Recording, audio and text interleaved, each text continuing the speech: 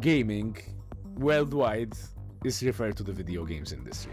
In Malta, we ended up using it for the betting industry. I'm angry because it is so difficult that now that there is a video games industry to explain the general public, entities, sponsors of what the video games industry is.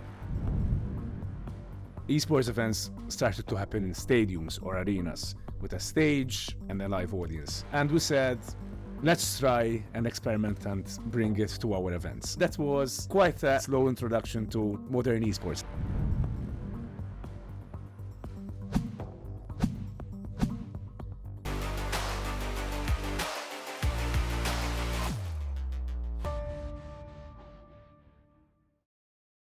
Welcome to episode 8 of the GrowUp podcast.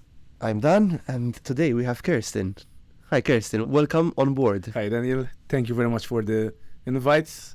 I've known you for a couple of years now, and I'm really happy to see you. A couple of years, really, a couple of decades almost. Exactly. Yes, that's true. Very good. No, it's good. It's good to have you on. I've been wanting to get you. You know that on the podcast for a while, so I'm glad you found the time on a public holiday to come here. Although this episode will be the Christmas episode, hence me wearing the Chewbacca jumper. This is not my everyday attire, although I wouldn't mind. It suits you though. It's quite warm, to be fair. It's quite warm.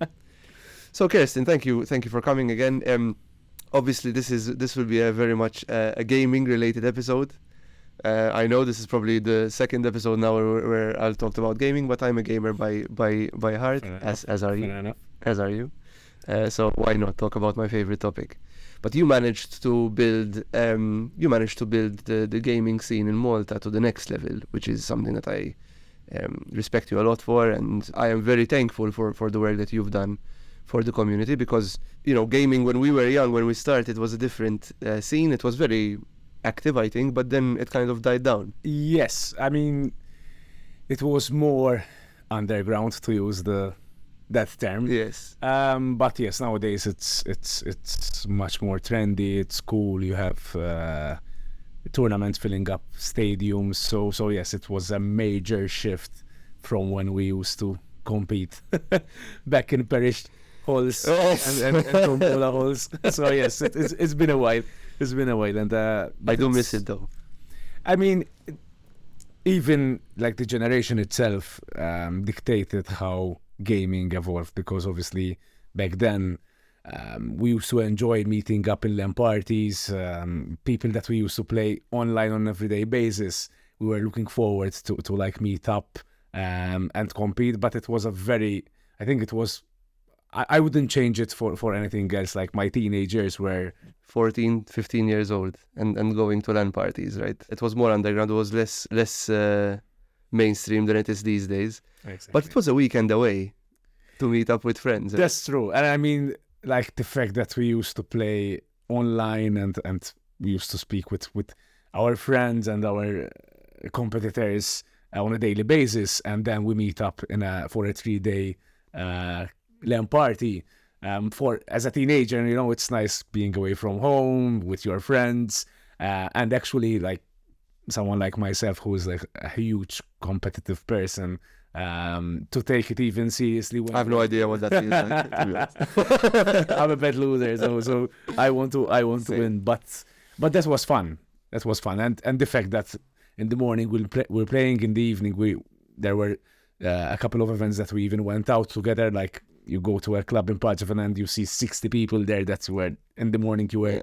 Literally in a LAN party. That was good time. So it was a good community, and we still like. I think all of us are still good. Like you meet everyone, and it's like we've never left each other. Exactly, that's true. That's true. I mean, we're just coming out of PlayCon last weekend, and when I saw some of the old school gamers there, and seeing also the difference of the events back then and now, and appreciating how big the industry and the ecosystem is.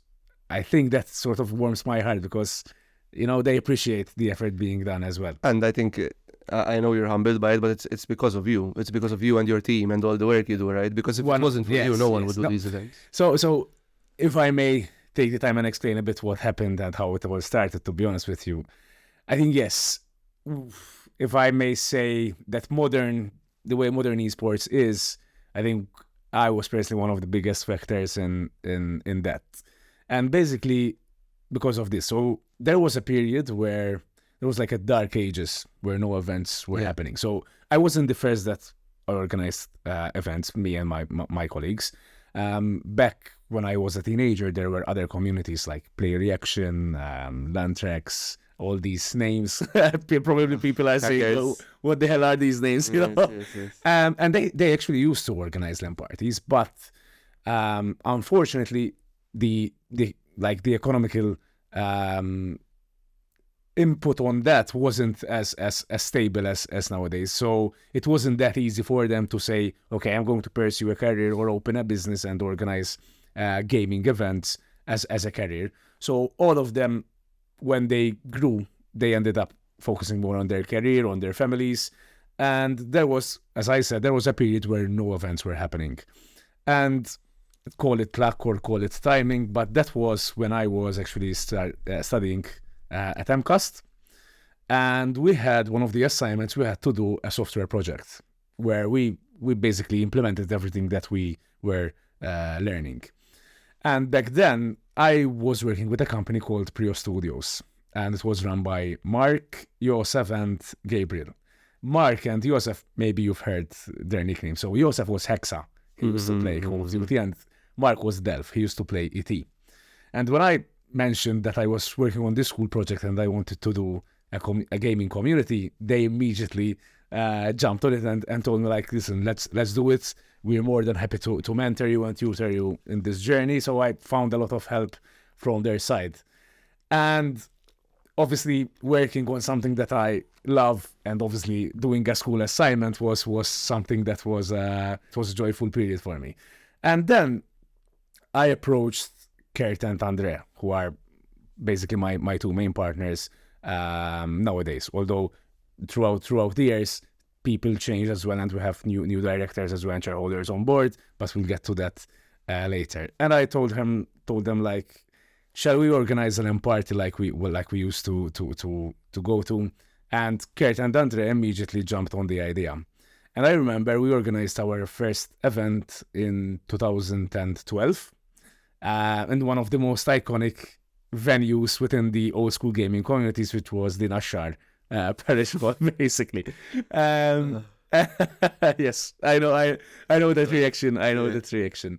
And we managed to get 80 people coming to that LAN party, and most of them were old school gamers who missed the hell out of LAN parties and wanted to feel that vibe again.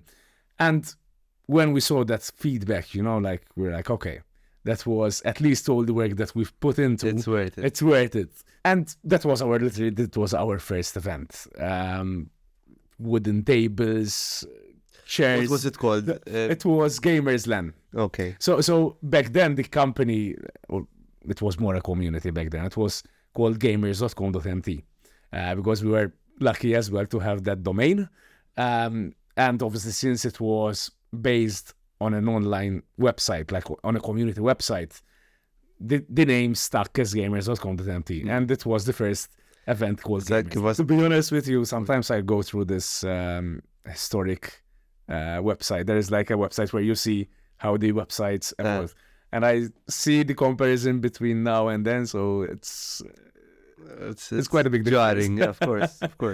It's a good thing, right? Like, imagine if it stayed the same for all these years. It would. Yes. And to be honest, back then, at one point, we were doing sub-communities, and then we joined them back again. So it was a lot of experimentation going around.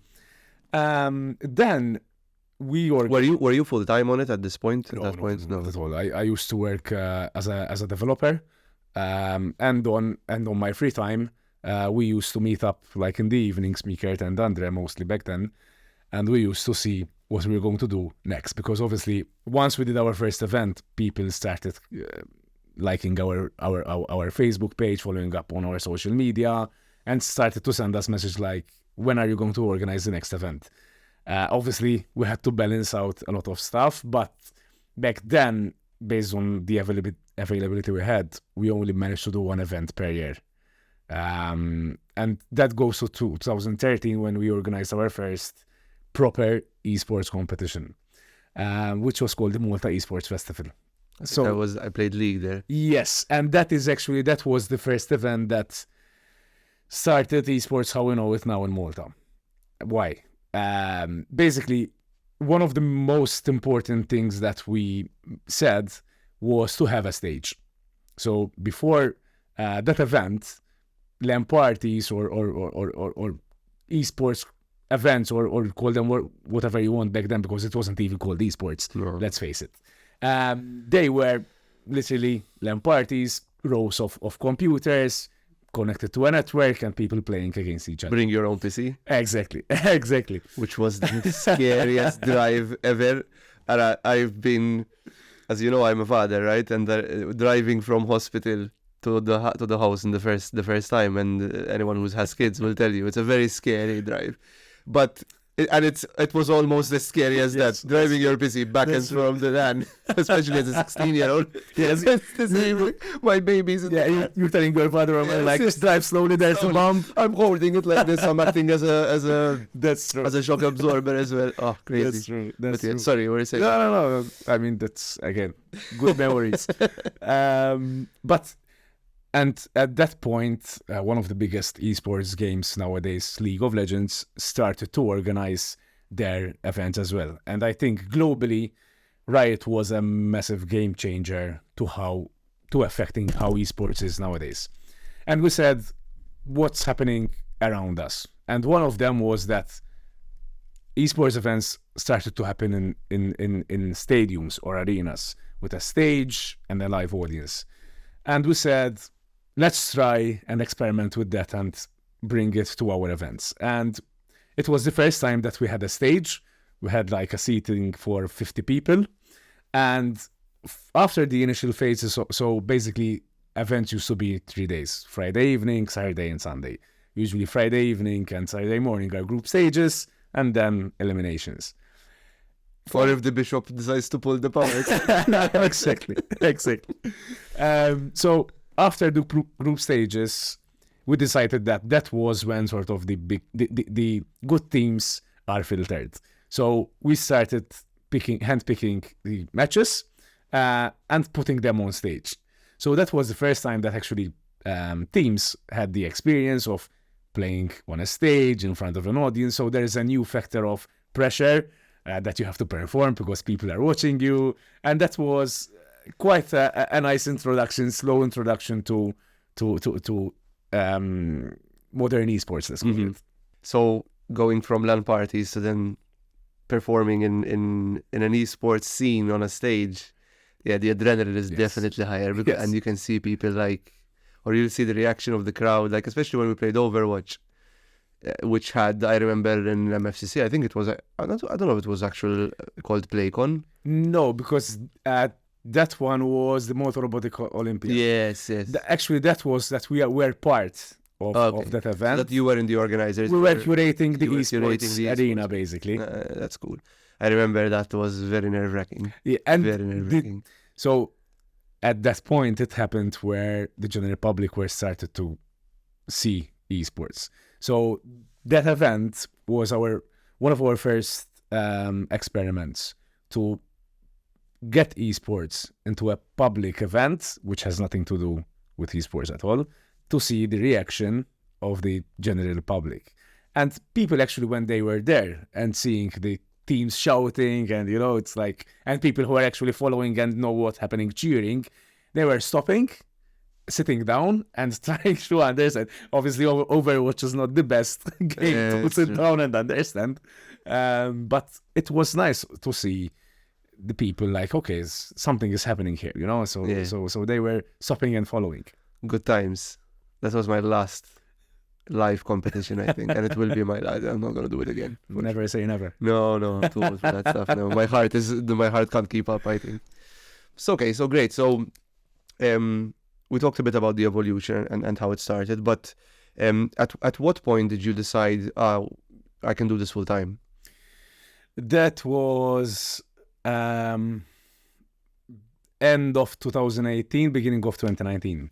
So in the meantime, I joined Go To Gamers. Gozo Gamers was an international media company. Again, it was a website-based product, a coverage platform, very strong in Dota. We had around 20 million impressions every month, so it was quite an international audience. And I used to work as a PHP developer with Gozo for around 3 years. So this was already 5 years into doing a nearly a yearly event as a part-time thing. And then we started to organize more events throughout the year, and sponsors started to get in. And we said in 2018, end of 2018, we said like, now it's the time to do the change. And I started it was me who started first, switching from Gozo Gamers, slowly transitioning into GMR, which is now what we call the company. To be honest with you, I didn't switch immediately. So it wasn't like stopping a full-time and starting a new one. I managed to negotiate a phasing out period with my boss, and actually that helped as well, because obviously he was enthusiastic for me to see me chasing. It's good you have someone like that to support you as well. Yes, that's very good. That's, I mean, very, very important to have. Otherwise, people might get jealous that you are opening your own business or competing with them. But yes, it's important that you support growth. Of course. I think there's no harm as in Gozo Gamers is still around, no? Yes, and now he sold it to I think a Taiwanese-based company, and they're really doing well as well. And so yes, end of 2018, I started as a full-time on GMR. We started working on more events, and in 2019, the government launched the strategy for video games and esports. So again, we knew what was happening, so it wasn't that much of a luck at this point. We knew that more people are going to get involved, more demand is going to happen, and that was obviously when it's a good time to focus on what you can do and what you know best, basically. Then Kurt switched only a couple of months after I did, and Andre, to be honest, was working for a couple of years already at the Gamers Lounge, which is a sister company of GMR, where we mostly focused on video games. Video games, peripherals or computers and stuff like that. So computer. That's the one that was in junior college, right? Exactly. Hackers used to be there, and we took over there. So yeah, we mostly sell computer-based peripherals, headsets, gaming computers. I've been there a few times. I may have done the odd purchase or so. I have no doubt. Thousands of euros. And so yeah, and Andrea was, and still is until now, managing that part as well. And sort of that setup also helped us when it comes to sponsors, because we used to sell items from the shop, and then sponsors used to help us in our events. And we managed to get a couple of good international brands supporting us with peripherals and equipment for the event. So that was a good cycle, so to speak. How hard was it to break into that space, do you think?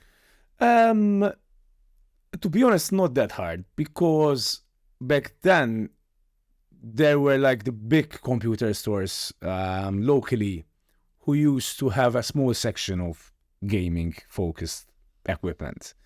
And I think when we got in, we went full on, purely focused on gamers and their needs.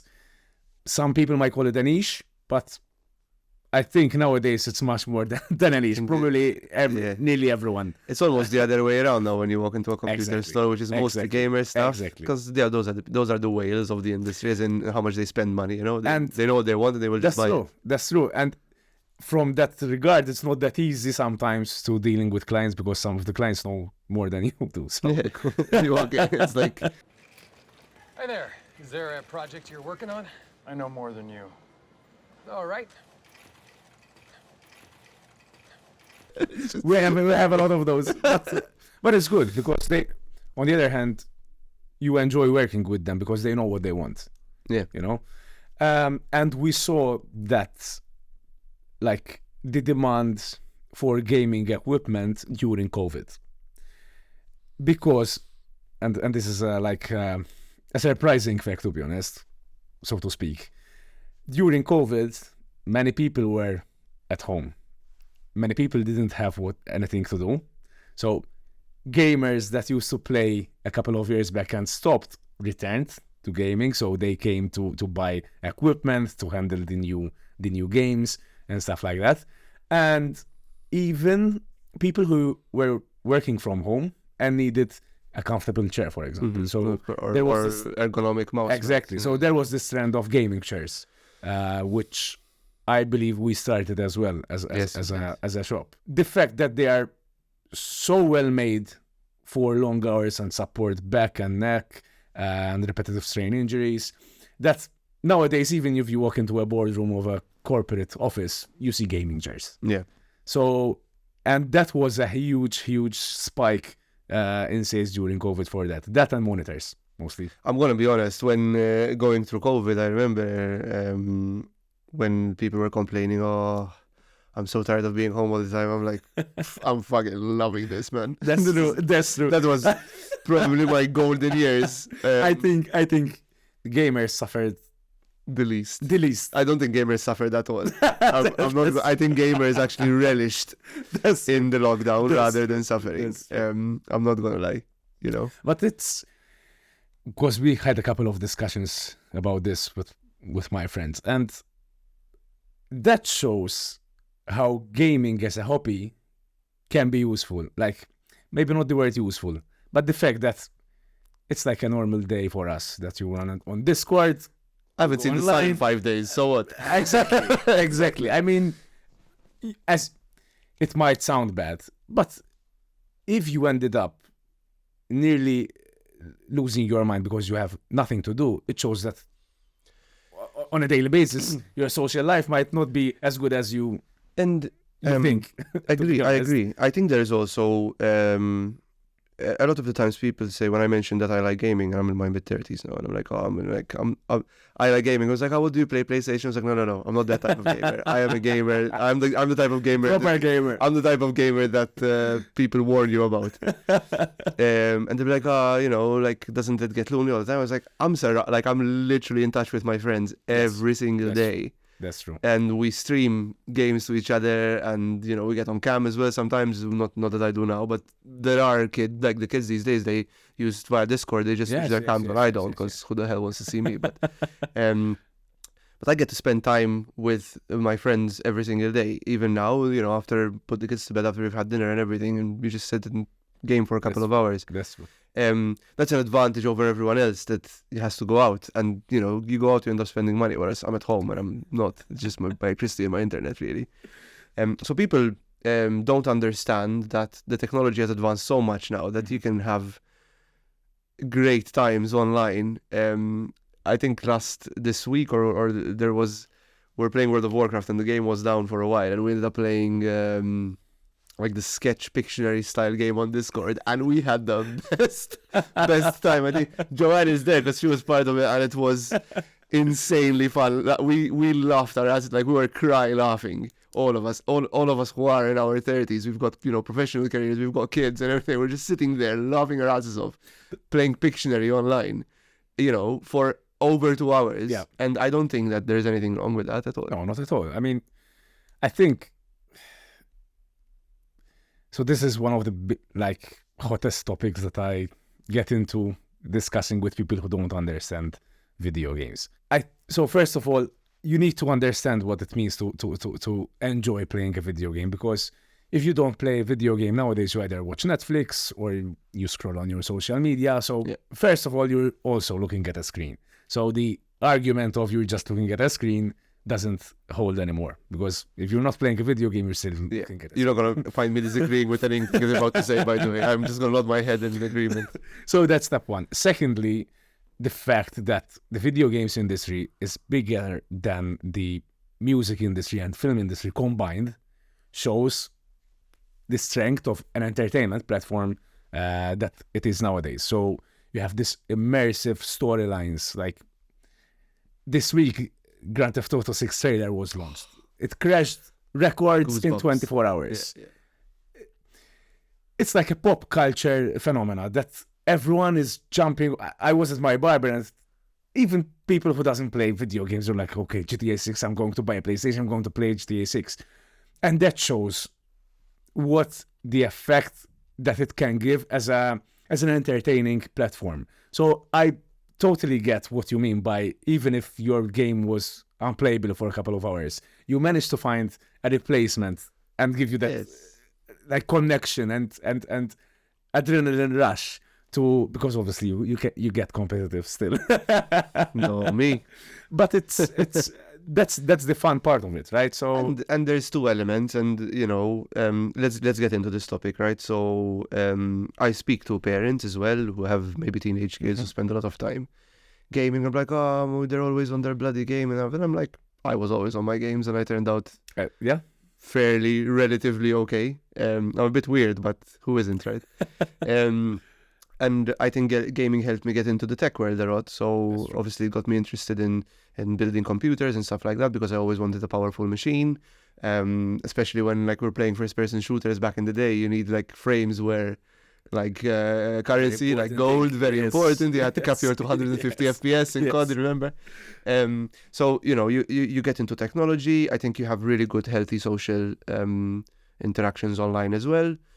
Obviously, it's also good to go out and spend time with friends. I think that is also very important, and I can see why parents are concerned. But but I have a 5-year-old daughter who's constantly on her tablet watching crap, and I got her to play with the Nintendo Switch. I was like, if you're gonna spend time on a screen, game, because you're sharpening your problem-solving skills. At least you're getting your reactions in. You're actually following a storyline, and you're doing something that is giving you progression, and you're doing something better. And that's this. So if you're gonna game casually to enjoy and wind down, you can do that. If you're like me or like yourself, where you're competitive, then that's a different aspect, because then you need to really put in the grind and the hours and the research and figure out if you're good at the game or not. Because there are certain games, for example, I will never be good at League of Legends. It's just not my game. I'm good at it, but crap, I'm good at it like me. But then when I got into shooters, and I can see myself, top 500 in Europe in Overwatch, playing PUBG and winning the tournaments and stuff like that, and then getting into World of Warcraft, which was even more rewarding for me. I was like, okay, I'm good at this game, so I can put the time. Unhealthy amount of time, unfortunately, but it is what it is. We all have our vices. Exactly, everyone has his own objective. So. And if you're getting somewhere and you get results, then you'll be like, okay, it's worth it. Exactly. If I'm going to put in 9 hours of League of Legends a day and I'm still silver, yes, I'm just gonna. It's not worth my time. That's the way I start to reason about it now, and now that I've grown up a bit. You mentioned that a couple of important points in what you just said. I'm trying to break down. Yes, you articulated better than me. So. Aspects of that. So, first of all, gaming, and I think like everything else, if you overdo it, it's bad. You can't go to the gym and spend 8 hours there, because your muscles are going to hurt and stuff like that. So even if get injured, get injured. So if you do something excessive, it's not healthy. So that's step one. And I think yes, I totally agree with parents who are concerned if their kids are non-stop gaming, because I personally, I still play video games, but I also train. So nowadays I train rugby. I used to train kickboxing. So I manage. Obviously, as an adult, I'm much more capable of managing my time. But I think that is the trick as parents and kids. You don't need to argue with them. You need to understand them, because kids, and especially teens, are rebellious. So if you're going to tell them, no, you can't do that, they're going to find every means to do that. Absolutely. So you're a parent and you can understand that much more than me. So that is the biggest difference nowadays, that we always advocate to even spend a couple of minutes with your kids. Ask them, what are you doing in the game? Why do you enjoy it? And to be honest, you start understanding what video games are doing nowadays. So that is the second point that you mentioned. video games nowadays can be very useful in terms of learning. So even in our educational system, we saw a couple of good projects at PlayCon where there are even Maltese individuals developing game-based learning video games, basically. So one of them was teaching you about your immune system. So if you have a running nose, what you should do, headaches and stuff like that. So if at a younger age, you manage to find a couple of these games and like let your kids play them, they are playing, but they're also learning.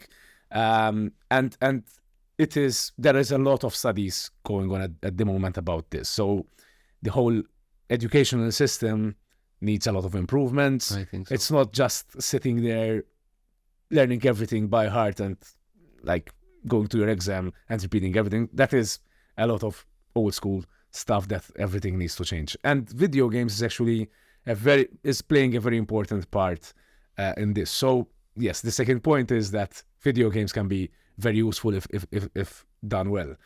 The third part and the last point that you mentioned, nowadays, although I need to be very careful with what I'm going to say, like football, for example, obviously there is a career, but only a bunch of people do it. Top heavy. Exactly. Yeah. As a full-time job. Esports, having said that, there are also opportunities nowadays. So there are, if I'm not mistaken, over the past 5 years, I think there were around 10. Okay, it's not a big number, but for a very recent industry and for a country as small as Malta, 10 professional players who ended up having an income, and a good income, I might say, because that is another big difference. So it's not just that they're playing professionally, they managed to make a very good income out of it. It's possible. So that income is thanks to streaming, or is it because of their contracts as players? It's both. So, for example, let's take one of the most controversial persona that we had in recent years, which was Kersten Chircop. FIFA, right? Yes, he was one of the best FIFA players in the world. In 2018, if I'm not mistaken, he ended up third in the world, and that is like, FIFA, how big it is. Yeah, so yes, ending third in the world, it's a huge achievement. He had a couple of mishaps with EA. I was always very outspoken. A couple is Exactly. You are underplaying this, because I've as much as I'm not a football. I used to be a football fan, but I did follow Kert's saga. and through that he got like this comparison to Zlatan. He was very outspoken. Yes. Whatever he's in his brain, like no And then he filter. got banned, right? Completely. No. And he ended up being banned. But funnily enough, that helped him in his streaming. Literally nowadays, if there is an Inter match, because he's an Inter fan, he literally has a camera on his face, lineups on both sides, and he's literally commentating on the match. He has around 2,000 to 3,000 concurrent viewers, Which is that gives you a monthly salary. Exactly. Yeah. You know what I'm talking about. So there is both. So obviously streaming is another level, and you need to be good on camera, you need to have charisma, so it's not that easy either. So yes, I think gaming nowadays is like managing to cover a lot of different aspects. No, and it's you'll see a lot of professional gamers that like Shroud, who had a contract and he gave up that contract because he was just making more money off streaming. And it was like, I'm just gonna be a full-time streamer now, and he's like everywhere, right? So that's true. People like Ninja, people like XQC, they are the Soda, modern superstars now. Yes, like, yes, and especially like these guys. I mean, Asmongold, 150,000 viewers, yes, whatever, something. And even this guy is not even good at the game. Exactly. He's just sitting there and just talking crap. I was going to mention, like, even it's not just only Twitch streamers or streamers. If you look at groups like Sidemen nowadays, yes, at the core they are gamers. They started as doing Call of Duty trick shots and FIFA gameplay, and nowadays you take KSI. He is one of the biggest stars in the world at the moment. With Logan Paul as well. Logan Paul, and so yes, even Mr. Beast, and PewDiePie. These guys broke the record of YouTube one after the other. and it was gaming. PewDiePie was like Minecraft, no? Was Yes, it? Yeah. So If I'm not mistaken, yes. I think he started with Minecraft and he he had just reviewed at games. one point 60 million subs or something like that. He So was only Mr. Beast only recently beat him, no? I believe so. Yes, I believe Mr. so. Beast is just like another level of content creation. Yes, though. The obviously guy, like, now he's evolved, but at the core again. yes. And if you look at the audience, most of them are I you know? I see gaming as a unifying force. I think everyone can be a gamer. Like I remember my dad who is a very like hands-on guy, like he's a mechanic and stuff, but he used to love playing Tekken. And I used to remember going to bed and still hearing him swear trying to defeat Heihachi, the last boss on Tekken 1 and slamming the controller. This I was like, and it's a very vivid, funny memory. I remember my dad trying to beat Tekken. And then I used to come and beat him, and he used to like get pissed off. I'm like, oh, I've been trying to like, But that's a nice bonding. Yes, absolutely. Like even Exactly. even my partner who loves to play Diablo when it comes out because she loves the story, or she loves to play The Witcher and stuff like that, like story heavy games. And there are, as much as I'm not a single player game person, I do enjoy, like I'll play like Red Dead, GTA, like God of War, like. They have like amazing story, like very entrenching storylines. Like Horizon has a really good story, and the Star Wars sagas they've been releasing, they're all very, very good stories. It's like watching a film, right? Yeah. But you're watching a film over the span of 2-3 weeks. Yes, exactly. Because you're trying to defeat The dialogue can be much more engaging and immersive than just the film. And the fact that you are making the decisions rather than watching actors, and obviously the films are still films. But the fact that you are the main actor, That's so it, to right? speak, that is, yes. And now you have proper actor, like professional actors taking part in video games, like Keanu Reeves, like Yes. Idris Elba in Cyberpunk. Mark Hamill voiced the Joker in the animated series, and he And even in the game. and in the game, and he voiced in the Flash. He was a villain in the Flash as well. Yes, The toy maker. I'm a nerd. Mark Hamill is the guy who played Luke Skywalker in Star Wars, by the way, for those don't know. I Oh, never just watched stop Star watching Wars. now. It's I'm okay. sorry. I never watched Star Wars. What? Yes. Get out of my I know. Star Wars is it's interesting. Star Wars is an up and down roller coaster. But if you watch, obviously the old ones are great because of the nostalgia that it brings with it. The ones in the early 2000s are Fair actually pretty decent. They were very criticized when they came out, but looking back now, pretty decent. I'm more of a Lord of the Rings fan. I love both. I will watch anything. Like Lord of the Rings is Zoe loves my part. Christmas time, I end up watching the trilogy. I want year after year. I would love. I really want to plan and sit down and watch the extended cut again. I've recently done it with The Godfather. I want to do it with Lord of the Rings again. I usually sometimes I just do Harry Potter and watch all of them, for example. Me too. It's just good vibes. Yes. They're good films. They're really good films. Like Star Wars, they're all good. They're the most recent ones, unfortunately. Some of them fell a bit on their ass, but like Rogue One was a masterpiece. No, I need to make the effort. You should. They're really good films. They're actually like it's a really good universe. Really good universe. And it's as good as, don't hate me, it's as good as Lord of the Rings if you are into it, Fair but enough. Fair enough. For example, I've never watched Star Trek. Me And neither. people say Star Trek's awesome. Me neither. I got a friend who's like, I'm not that's much okay. into sci-fi. I'm not either, but like Star Wars is actually pretty good because Star Wars gives you different landscapes and different planets and Okay. different like a lot of different alien species, and the whole story of the Force is like millennia old. So you get prologues and epilogues and Fair. you go into the future and then stuff like that. They don't time travel in Star Wars, but Okay. the way that storyline works is very much like Harry Potter. Okay. Like, for Fair enough. you Fair know, enough. But And we digress. some, to be honest, not much, because I was going to say, even again, nowadays, you have The Witcher, which is a Netflix hit. You have Arcane that blew everyone's. Amazing. It's even like people who are into artistic design and stuff like that, they appreciated the skill. I saw the making of. They have a YouTube. Yes, I watched it.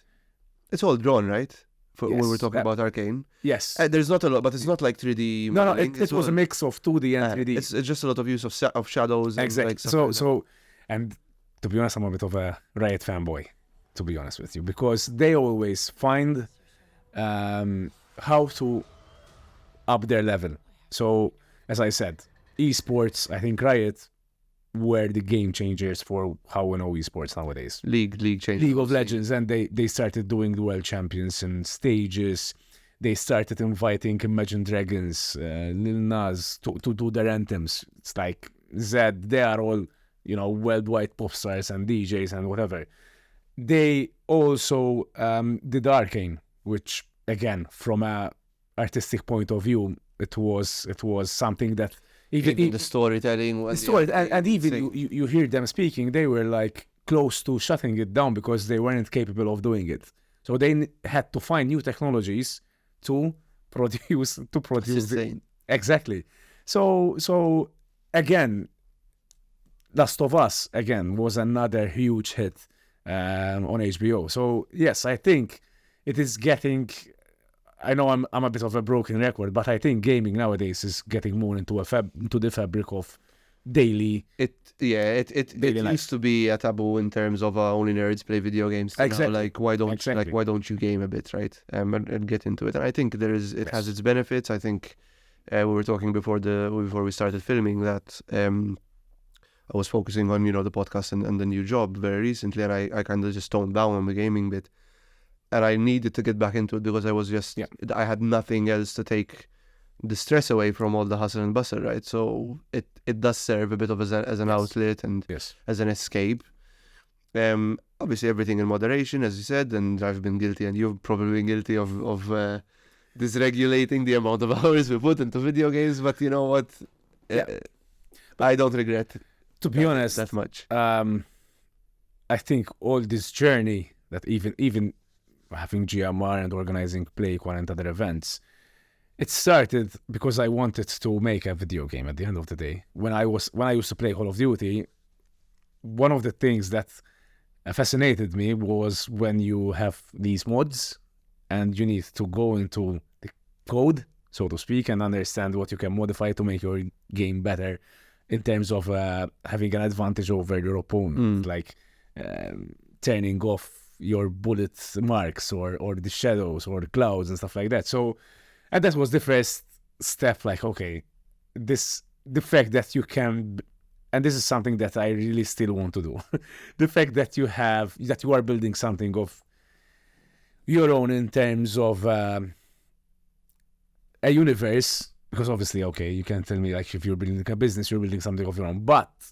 the fact that you are building a universe, something like World of Warcraft, that built a story where millions of people are enjoying, and you're creating your own thing, that is something that I really would like at one point to sit down and work on. I will be very offended if you don't approach me when you are building your game. I have so many ideas.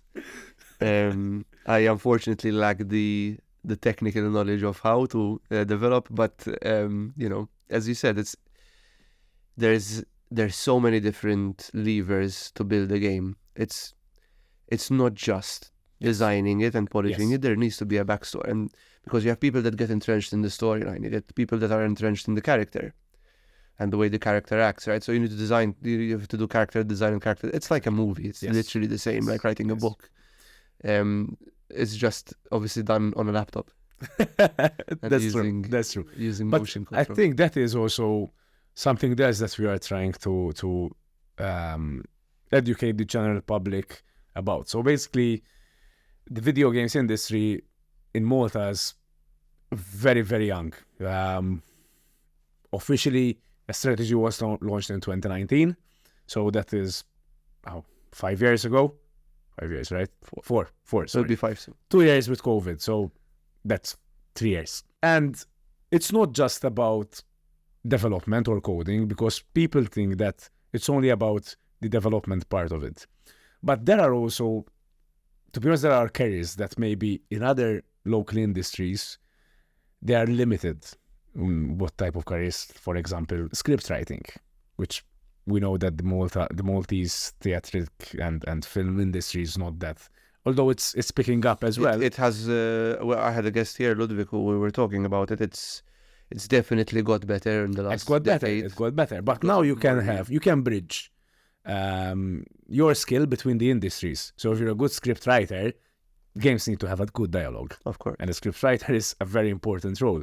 You have translators, you have scientists and identifying physics and how things are going to work. So I think that the games industry can open more doors to careers which might have been not focused on much, to be honest. And that is something that more education needs to happen about, to be honest. So when you say, obviously it's in its young state, I would tend to agree. I think in terms of gaming, in terms of players wise, I think we have good talent. Yes, absolutely. yes. I think we've had really good players come out of Malta. I've been lucky enough to compete with, top international talent as well when I played certain games or alongside them with World of Warcraft, because most, I think it was me and another Maltese guy. In terms of the development side of it, it's still very, very, very in its primordial state. So what do you think are the opportunities that we have? And other question is, what are the limits that we have because of our thing? So far, there are around, if I'm not mistaken, around 10 to 12 studios. So to be honest, there are around 300 people already working in the games industry in Malta, which, again, for a 3-year period with COVID, it's quite a good start. Mm-hmm. Having said that, unfortunately, all the companies are looking into bringing talent from other countries at this point, because there hasn't been a lot of opportunities for the local talent to make a game and get the experience that they can work with these kind of studios. Because to be honest, they're not that small studios in terms of games that they work on, so they need people who are experienced. Do you have an example? Can you say? So literally this week, Keyword Studios had their office officially launched. Keyword Studios are technically a work for hire company, but they work on the biggest games being produced. So we have Diablo, Call of Duty, FIFA, League of Legends. They work on these type of. So they're like third party, like outsourced. Exactly, but again, they have the biggest clients, like all the AAA studios use their services. So you can imagine what kind of people they need to have in their structure. On the other hand, there are in the studios, and that is where mostly of the Maltese individuals are being involved, where they are actually being courageous enough to start their own company, work on their own video games, and take it step by step. Mm-hmm. Best example is Anvil Studios and their game Holdfast. It went viral with... Should be coming on the show soon, Andrew. I know him. No, they are like the perfect example of what, if you put your mind into it, you can achieve, like with local talent as well, because they're more purely local.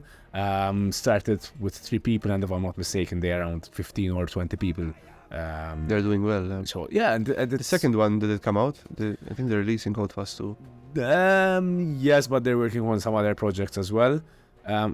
Julian or Andrew, whoever is going to be here, will give you much more info. At the moment, they are grinding a lot, so they're working on exporting some of their games on different platforms. So they did well, and sometimes on TikTok their stuff comes up, and I still like, and I'm very proud. And there are a lot of big streamers who actually picked their game and they're going viral because they do it very casually.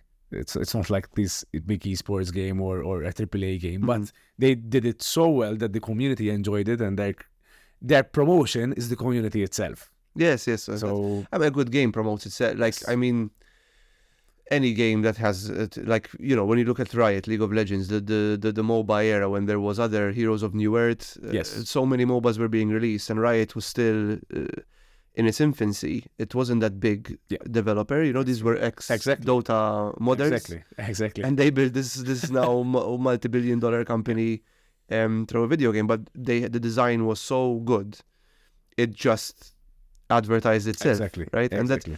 And that's gaming for you. Because you can advertise a game, you can spend millions of marketing. And there were a couple of games like that. And you had Anthem that flopped, right? You had No Man's Sky. No Man's Sky, which fair play to them, they kind of just redesigned it from the ground up, and now it's a good game. But even Cyberpunk in the begining, it flopped. Yes, exactly. And then they did it really well. And we were talking about this in the last episode as well. Yeah, we need to cut the last episode discussion. We're just going to repeat the same thing now. But But then you have good games that like Among Us. Among Us I was going to mention it. Yes. But the thing is, like, Among Us was just about to shut down its servers, or like they were about to put on a maintenance mode, and then during COVID, was it XQC or PewDiePie that picked it up? One of them picked it up. One of them. And then now it's just Yes. And they started really, like, imagine you release a product and then 5 years later this product gets you'll just look at the royalties and you'll see like $7 million in your bank account. It's crazy. So some games market themselves, others need a bit of a push. Yes, exactly. But you can't in the gaming world. I don't think you can polish a turd and call it gold. Yes, that's true. I think nowadays, and I want to go back a bit to my previous point as well. Sure. But let me mention. Sorry, this. that's my no problem. I think nowadays the younger generation can call bullshit like that. Yes, of course. So you are either going to give them a good product, or otherwise don't even bother to release your product. And I think it's not just gaming; it's in general. Yes. So jumping back to what I was saying, I think. So as a limitation, I think that is the biggest limitation that we have at the moment, which is human resource. We have MCAST and Uni and even the private institutes like St. Martin's. They are all doing a really good job in doing degrees in video games and masters and stuff like that.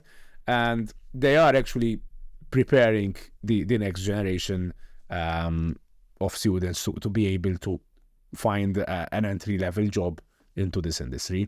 But it needs a bit more time until they are ready to work with the current studios. So that's the limitation that we have. Having said that, that can be the opportunity, because obviously now you have an industry that you can work in. When I was 15, 16 years old, and I was in that period when I was saying I would like to do a video game, there were no companies in Malta that I could work with. So to pursue that career, my only option was to go abroad. And obviously I went on web development, so that was the more doable. And in fact, there were a couple of people who actually did that took that decision and ended up working with Rockstar, for example, ended up working with CD Projekt Red. So there are actually people who wanted that and they went abroad and managed to land very good jobs. But now there is the opportunity of working in the video games industry. And I personally think that the iGaming betting industry, because that is something that pisses me a lot in using the gaming industry for betting. I think there are a lot of people who ended up working there who are like video game fanatics and would love to have working in the video games industry, but just because there wasn't, and that industry pays well, they ended up working in the betting industry, basically. Yeah. So I think the opportunity is to start promoting more what kind of career opportunities there are and openings that there are, more companies coming in, and even maybe these people who have experiences, experiences working with the betting industry, for example, shifting to the video games industry. So I think that is where we stand at the moment. It's only going to get better, hopefully. Yes, I mean, from the past couple of weeks especially, I've got in touch with a lot of people who are looking into Malta and opening base here. So that, I mean, for the foreseeable future, there is going to be a very steady growth. Very good. You mentioned the gaming tag and how much you hated in the betting. So talk to me about that a bit more. So yes, so the simple answer is, like, the simple thing is this: gaming worldwide is referred to the video games industry. In Malta, we ended up using it for the betting industry. And now I'm angry as well. No, the thing is, I'm angry because it is so difficult that now that there is a video games industry, to explain the general public, entities, sponsors of what the video games industry is. So I met I have a couple of friends who opened wanted to open a bank account because they opened an indie studios, but just because they were using the term gaming, they were being scrutinized left, right, and center, just because they thought it was betting. So that was step one. Sponsors as well. So when we are organizing events like PlayCon or the Premier League, and you are speaking to someone and you're saying gaming, they immediately, and unfortunately with what happened in recent years with grey listing and stuff like that, people are very cautious in sponsoring events related to betting, obviously. So that is another thing that you need to educate. And obviously, in general, the general public, like, again, even some friends, like a couple of friends of mine who are playing rugby with me, for example, Sigma was just organized, and they were like, "Oh, you have something to do with that, right?" No, but that isn't gaming. It's different kind of game. I'm getting frustrated just listening to, because no, it's true. Wait, it's nothing against the iGaming. No, not at all. But it's not. I don't think it's not fair. Gaming. You're not. It's not fair to just change it. It's use gambling. a term just because you don't want to look bad. Because that's simply it. You know, just so that you don't say you work in the betting or the gambling industry. You work in the iGaming industry, which, I'm sorry, but for me it's frustrating. For people who are gamers, yes, we know gaming differently. You know, yes. that's kind of our terminology. So that makes sense. But again, even when there are gaming events and they are like video gaming events and they are covered by news portals, like it will confuse the audience, because let's say we are promoting PlayCon, and one of these news portals, we have a collaboration with them, and we are announcing that PlayCon is happening. You have to be very careful to use, for example, Malta's biggest gaming event is happening, because people will immediately think it's betting, just because up till now that's what was referred to. Okay, now, I mean, we are lucky that PlayCon we managed to bring to build a very strong brand, so people understand what PlayCon is. But if someone else comes in and he's going to use the term gaming, it's going to be difficult to explain. It's tough, and it stifles the educational aspect of it as well, because you're trying to you're trying to put gaming in a good light, because unfortunately it does have a bad light. Yes. Obviously we're a bit biased, because I'm sure it doesn't. It's not. There's nothing bad with playing video games. It's as you said. It's like sitting and watching a film. Like, for me, I'd rather sit down and play a video game. I like unless you do it excessively. Unless you do it like everything else. Exactly. You can literally, like, you can enjoy fitness, or you can be a fitness freak that ends up getting injured, or losing too much weight, or having too much low body fat. Yeah. So it's everything is bad in excess, just like working too much, or sleeping too much, or watching too many movies, eating too much, whatever.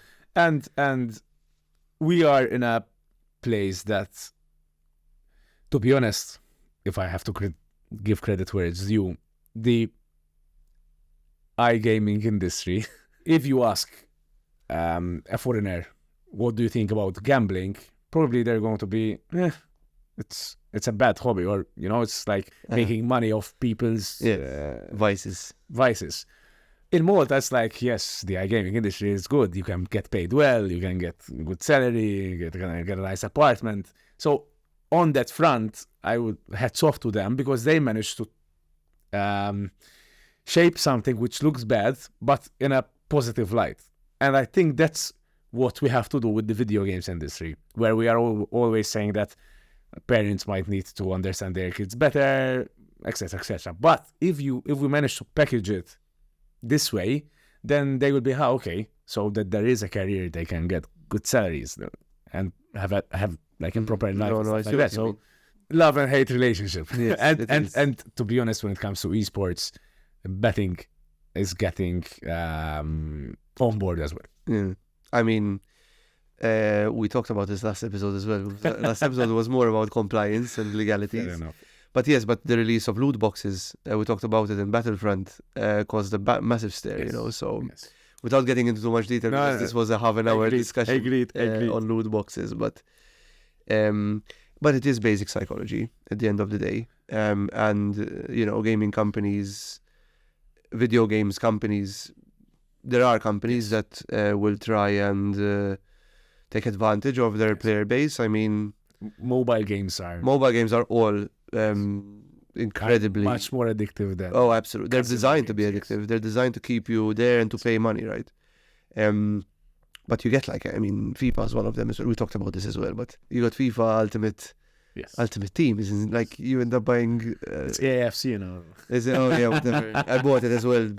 I bought it. I played it for like an hour and I never touched it again. Because that's one. I organize events for that game, but I never played it. Yeah, no, I'm not a football fan. I do like FIFA. FIFA is a good game to play as well. Like it's very strategic and it's fun. Yes, but, yes. Casually, you can get FIFA is one of the most popular games on a casual basis. So it's football, so it is.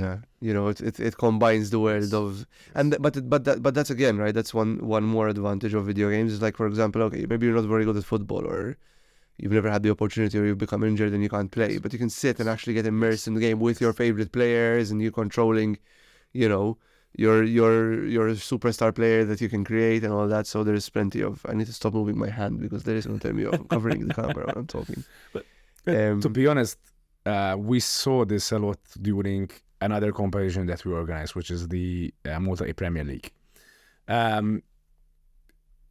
Two Maltese national players competed at the main competition phase more than once, which were Dunstan Vella and John Demerck. Mm-hmm. So one of them used to play with Hibernians, now with Floriana, if I'm not mistaken. The other one is a Valletta, I believe. I'm not sure if he's the captain.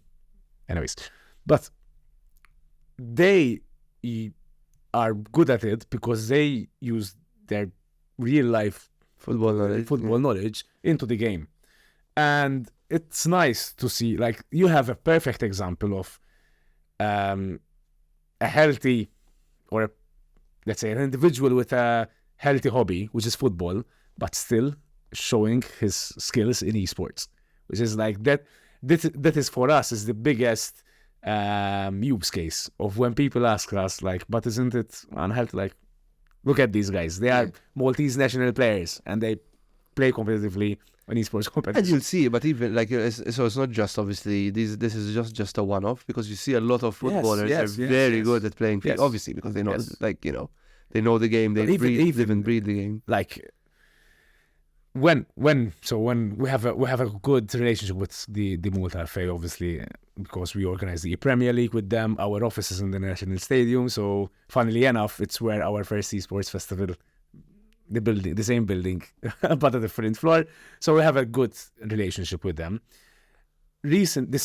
Summer this year, they organized the under 19, if I'm not mistaken, Euro. Okay. And one of their demands was, let's put PlayStations in the players' hotel rooms, just because they want to play FIFA on their off time. So yes, why not? It's good.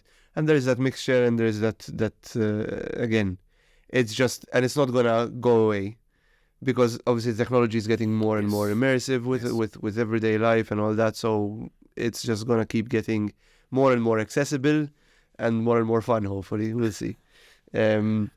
As I get older, so far I've not lost your touch. My touch, no. But I try and play like shooters for long hours. I can't. Yes. After 30 minutes, I start getting dizzy. Yeah. That is one of the genres that shows your age. Yes, exactly. Although, having said that, nowadays the age span is getting longer than when we used to play, because I think like even professional gamers, they have obviously they have coaches and stuff like that, and they tell them like how much sleep they can get. And, like, you see the race to world first, we were talking about it, they still get to make sure that they get 8 hours sleep and they eat and stuff, even though it's a race. I think that is very important to outline, because when we look at professional esports nowadays, it's like a proper team. So you have nutritionists, you have psychiatrists, you have coaches. So it's it's not a joke. It's for people who don't know what a professional esports team is. The Race to West First method, because we happened to work with them.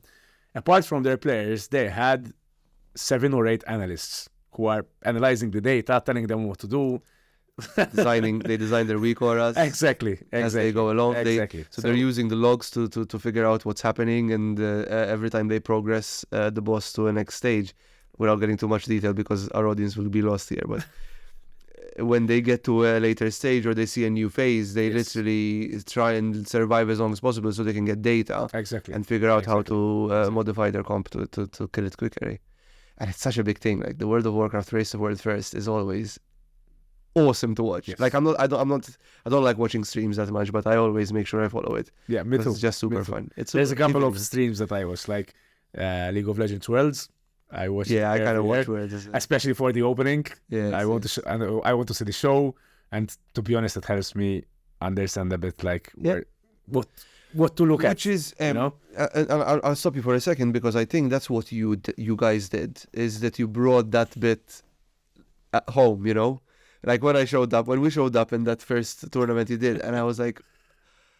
And I remember I took a picture of the stage, which was red and blue, and in the middle, and I still have that picture somewhere, and it still comes up on my memory. So in terms of GMR now, where it is at now, right?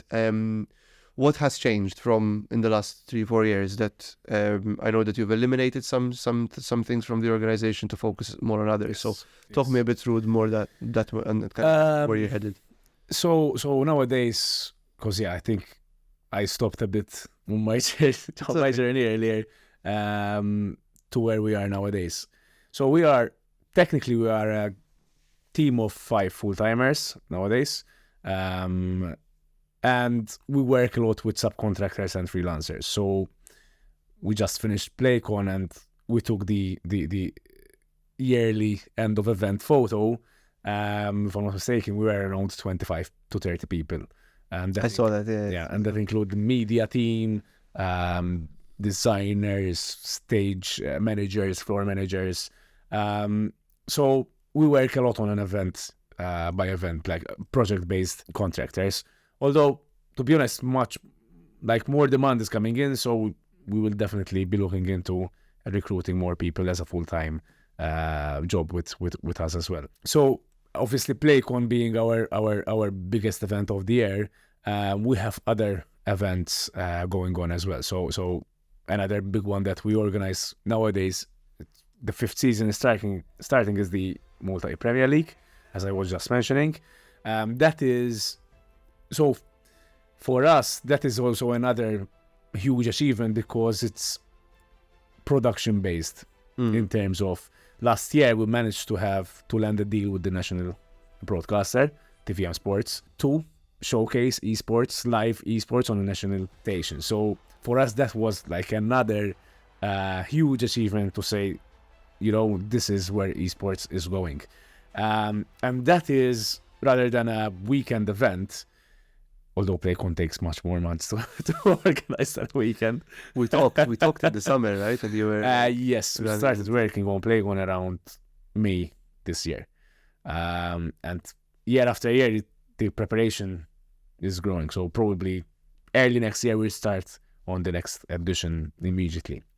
The Premier League kicks off in January and ends in April, if I'm not mistaken. So that is quite a long period where you have qualifiers, you have team and player associations, because the Premier League, literally, each player in the main stage represents a local football club.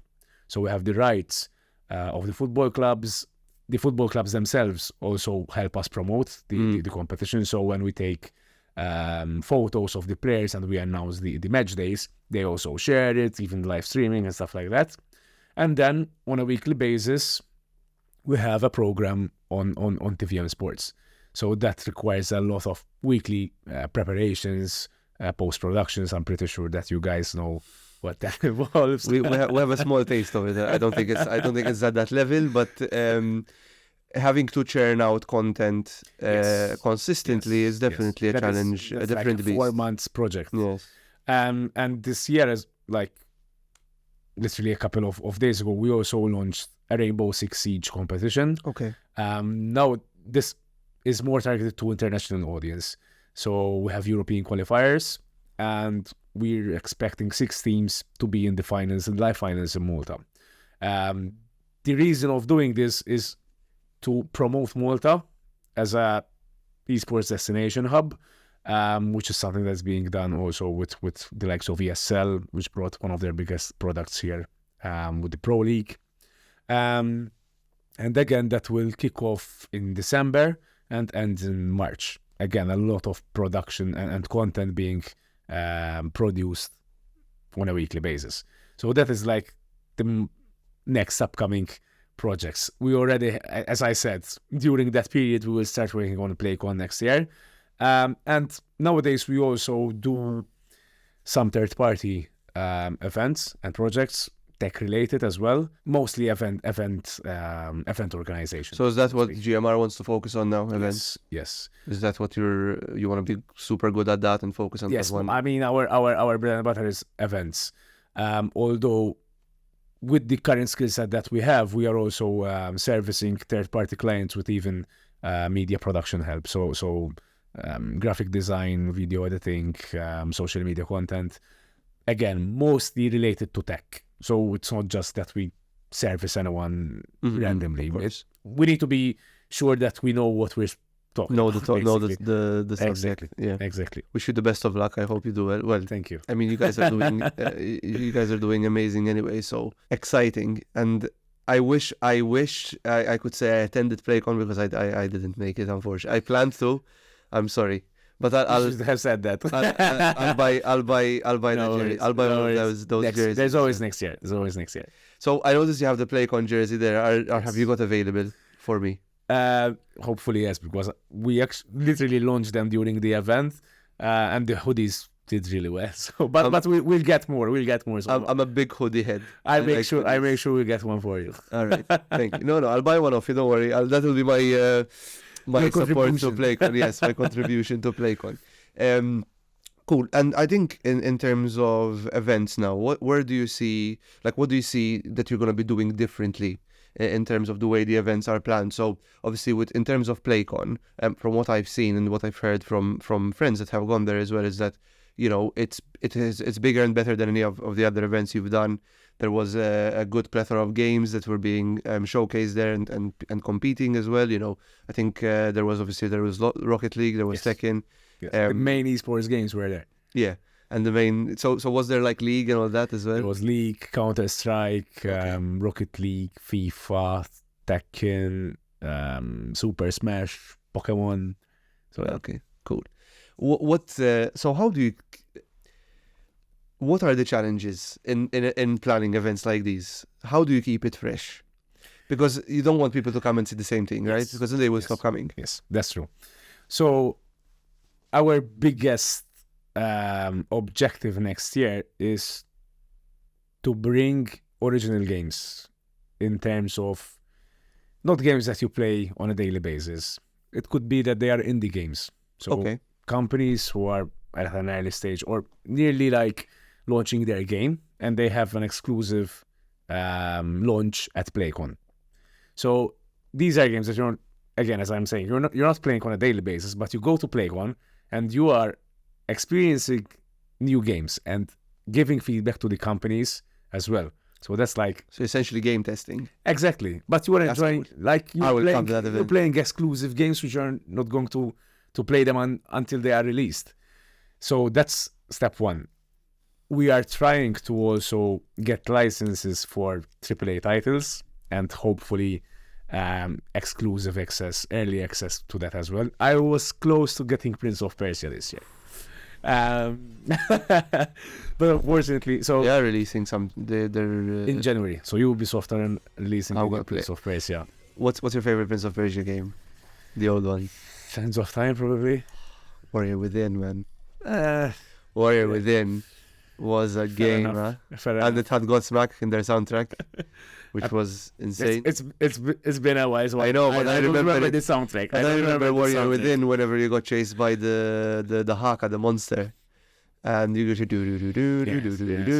that's a Godsmack song, and it's just great memories of secondary school as well. I mean, Prince of Persia in general, Good games. good games. Very good games. So, and unfortunately, we couldn't make it because they told me literally someone needs to fly over to Malta with a USB stick to build it. Of course, because there's data security. There's an email. Please find it attached. Exactly, Something exactly. like that. Right? So that is something that we are working awesome. on for next year. Who knows? Maybe we'll have a GTA 6 early access.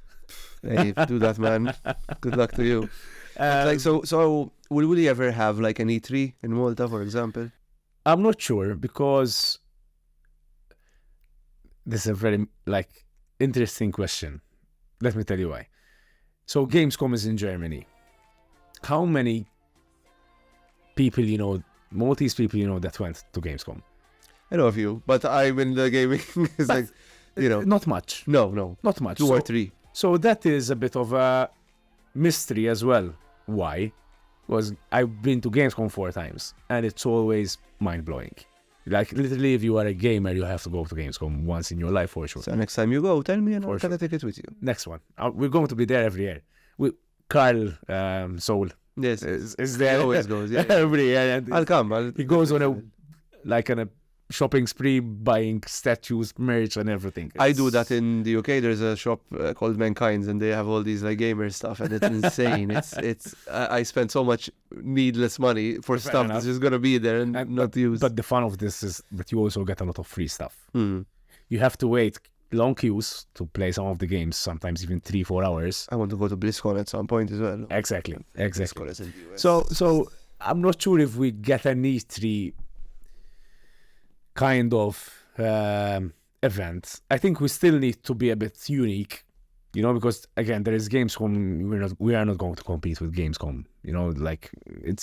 I think it's the biggest gaming event in the world. 400,000 people go to there on a yearly basis. The big studios are going to showcase their game there, not in Malta. But if we manage to get licenses for some of the games, we can still do a very good showcase. I think our focus needs to be on indies, because on the other hand, for indies to participate in Gamescom, for example, sometimes it's super expensive to them. So an event like PlayCon, where you still, like this year we had 25,000 people coming, it's still a good customer base, of course, to try out your game and promote it. So I think we need to focus more on indie studios and the sports competitions as well. On that point, to be honest, we also had our first cosplay competition this year, and it was amazing. I watched the competition, not all of it, but I watched parts of it, and there is some really good costumes. During the Mandalorian guy was yes, on point. I mean, during the cosplay competition, the main stage area was packed, so we had like 600-700 people for that. It's surprising. There's a big cosplay community in Malta, and these are people that really put in like the work and the hours to build it, and it takes a lot. Like it's a craft. It's another aspect of gaming. Absolutely. So that's definitely something that we will be strengthening. And third, lastly, the B2B aspect. So I think we have a lot of potential when it comes to B2B, especially using Malta as a country and the attractions. So having tours, exclusive events in certain venues and stuff like that. So yes, using the touristic approach, the B2B element can be an opportunity to grow PlayCon as well, to be honest. I think so, and then there's good collaboration, and even like encouraging local developers to bring their game there. It's definitely yes. And I think this is what I say to everyone. Basically, PlayCon, my opinion is that it will grow in proportion with the industries grow. So again, if I may use Sigma as an example, why is it the biggest event, the biggest expo local? Because you have how many, 300, 400 companies established here, where video games is just less than 15. So, that's true. And I think even because there's so much diversification of video games, the community isn't as tightly knitted as it used to be. Yes. Back when we used to game, we had Call of Duty. That's it. Yes. Like you either played Call of Duty or you didn't play anything online. That's the only game you could play online, really. So we knew each other, and the community was strong. And even though the events were smaller than these days, you could count that everyone's gonna be there. Even people that didn't compete used to show up. They used to come. They get a ticket and they just sit there for 2 days. You know. So that's the challenge. But I think if you manage to figure a way how to bring these people together more often, I think that will definitely turn into something bigger as the landscape changes and gets. It shows that there is a demand for this. Absolutely. For these kind of I like the biggest satisfaction that we have is literally hearing families going out of the venue and the parents like turning to their kids like, it was fun, right? It was a nice, and the kids were like with a huge smile and yes, let's come next year. And again, that post that we posted on our social media where we had like the group photo and we wrote thank you on it, and people like literally going on it and commenting like, no, thank you, it was an amazing event. Yes. That good is feeling. An amazing feeling, and like it's if you like literally, I'm going to sound a bit psychotic, but if you look into their profiles, you see that they are not gamers. Because Yes, of course. I went into their profile to understand a bit who our crowd is, and you see that they are their parents or even grandparents, because it's a family outing, and that was like okay, we're doing something good now. So we need, yes, exactly. I mean, you've been running now for how long? On paper, 11 years. 11 years. Yes. I think that's a good run. That's a really good run. It is. Before we close, I always ask this question. What, if you had to give one piece of advice with the whole world watching, what would it be?